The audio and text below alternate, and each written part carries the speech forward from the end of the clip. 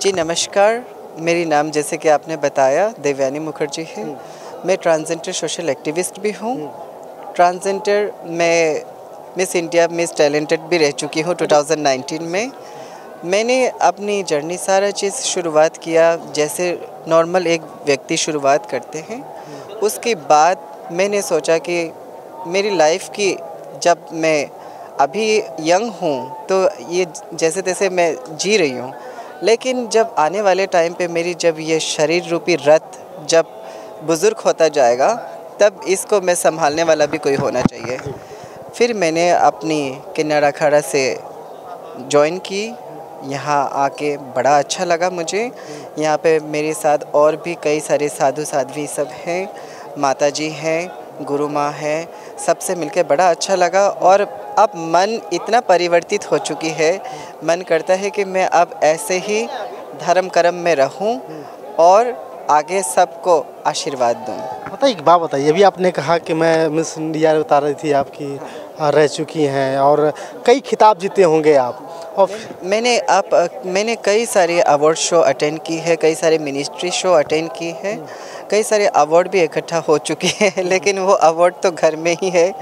लेकिन main award मुझे अब जाकर मिला कि मैं ये आखिर अभी आपने कहा कि समय के ख़त्म के बुढ़ापे का समय आएगा तब ज़रूरत पड़ेगी कि कोई आपका लाड सहारा बनेगा। लेकिन अभी जो है कि अभी उम्र भी बहुत ज़्यादा नहीं हुई है आपकी।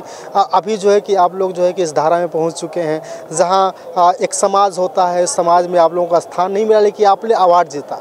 लेकिन फिर ये इसके पीछे जाने का कारण क्या हुआ, क्या बदलाव हुए, क्या ज़रूरत पड़ गई यार? नहीं, देखिए हम अगर देखा जाए तो हम अर्धनारी स्वरूप है, मोहिनी स्वरूप है। हम है शुरू से ही साधु साध्वी तो शुरू से ही है। सिर्फ ये वस्त्र धारण करना बाकी था, बाकी तो साधुत्व तो अंदर से ही पहले से ही मौजूद है। बाकी अब जो जिस अपूर्ण था उसको पूर्ण मैंने कर लिया है। मतलब ये भी सवाल उठेंगे कि पहले आप इस धारा में थी, जैसे कि अभी एक महिला आई थी श्रद्धा, और जो कि हर्षा रेछारिया जो वायरल हो रही थी कि सबसे सुंदर नारी आकर के इस रूप में आ गई। तो ऐसे तो आप पे भी सवाल उठेंगे कि आप उस क्षेत्र में थी और लोगों को एंटरटेनमेंट करती थी। सुनिए, मैं आपको एक बात बताती हूँ। ज़िंदगी में शुरुआत कहाँ से हुई और कैसे हुई उस पे मत जाओ। वो अभी कौन सी पड़ाव में है। अगर उसने कोई दुष्कर्म भी किया है वो उसके बाद वो दुष्कर्म छोड़ के सुकर्म में आ चुकी है, तो वो चीज़ों को ध्यान देना चाहिए। एग्जाम्पल फॉर एक गीता की ज्ञान बताती हूँ। भगवान श्री कृष्ण ने नारद मुनि जी ने भगवान श्री कृष्ण जी को बोला कि प्रभु, दो आत्माएं आपकी नज़दीक आए हैं। एक आत्मा बड़ी संत समाज से था, उनको आपने नरक में भेजा और वो दिन रात 24 घंटे जो हिरन मार के शिकार करता है उसको अपने परम धाम पहुंचाया। कारण क्यों? तब श्री कृष्ण बोले, हे नारद, वो जो हिरन शिकार करता है वो इंसान अपनी शिकार करके उसकी मांस बेच के घर की पालन पोषण करता है। वो नित्य क्रिया कर रहा है, वो उसका काम है।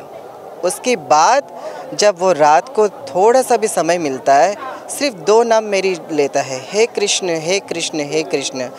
भगवान ये नहीं कहते कि आप त्रिपुण लगाओ, आप ये पहनो, आप वो करो।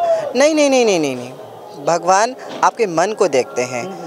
इंसान मैं भी अगर कोई चीज़ को ज़्यादा देखूंगी तो उसको मैं भी ट्रोल करना शुरू करूंगी। तो इंसान क्या कह रहा है क्या नहीं कह रहा है, मुझे क्या कह रहा है, उससे मुझे कोई फ़र्क नहीं पड़ता। मेरी अंतरात्मा शुद्ध हो चुकी है और मैं साधुत्व में जाने वाली हूँ और मैं जा रही हूँ।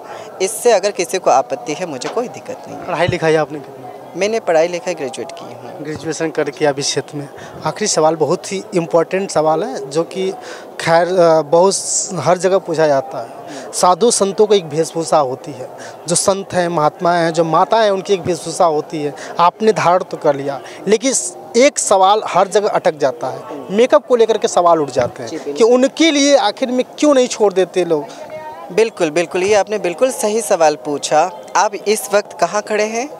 महाकुंभ नहीं, महाकुंभ की अंदर कौन सी अखाड़े में खड़े हैं? किन्नर अखाड़ा है ना। नाम सुना आपने, किन्नर अखाड़ा है ना। जैसे कि कई सारे अखाड़ाएँ मौजूद हैं यहाँ पे, कई सारे अखाड़ों की मान्यता भी अलग है। कई सारी वैष्णो अखाड़ा में प्याज लहसुन मनाही है, चाय पानी मनाही है, धूम्रपान मनाही है।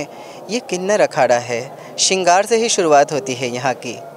जी, तो श्रृंगार से शुरुआत होती है, इसलिए जो है कि मेकअप लगाना। ये श्रृंगार देखो, हमारी ये गहना है श्रृंगार, और यहाँ की शुरुआत भी श्रृंगार से ही शुरू होती है। मतलब फिर ये जो महिलाओं के ऊपर जो है कि सवाल खड़े कर रहे हैं, साधु संत भी खड़ा कर रहे हैं, उनके लिए क्या कहना चाहेंगे?